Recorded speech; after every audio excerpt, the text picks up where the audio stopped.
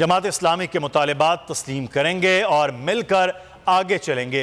रहनुमा peoples party Saeed Ghani ने अहम ऐलान कर दिया। प्रेस कॉन्फ्रेंस में कहा कि जमात इस्लामी के तहफ़्फ़ुज़ात दूर करने के लिए जो कर सकते हैं करेंगे।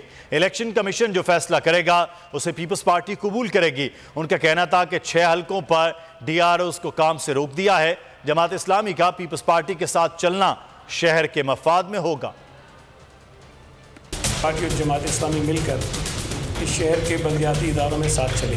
हुकूमत के बराह रास्त इख्तियार में बहुत सारी चीज़ें नहीं होती हैं। हमने ये यकीन दहानी कराई है कि जो एतराज़ात जमात इस्लामी के हैं उसमें अगर कोई हम किरदार अदा कर सकते हैं तो हम वो ज़रूर अदा करेंगे। जो भी फैसला इलेक्शन कमीशन करेगा, चाहे वो जमात इस्लामी के हक़ में हो, हमारे ख़िलाफ़ हो, हम उसको तस्लीम करेंगे। जिन 6 हलकों का जिक्र 2-3 दिन से कर रहे थे हाफिज़ साहब और कल सीम साहब से भी उन्होंने जिक्र किया, लेकिन आपके इल्म है कि कल ही इलेक्शन कमीशन ने उस पर नोटिस दिया और उन 6 हलकों पे मज़ीद किसी भी काम से रोक दिया है DRO को, RO को। इस शहर के लिए, शहर के लोगों के लिए, बलदियाती इदारों के लिए बहुत अच्छा मौका है कि 2 मैच्योर पॉलिटिकल पार्टीज़ इस शहर के हालात को ठीक करने में अपने हाथ साथ मिलाकर आगे चलें। अगर ये वीडियो आपको पसंद आई है तो हमारे चैनल को सब्सक्राइब कीजिए और बेल आइकॉन को क्लिक कीजिए।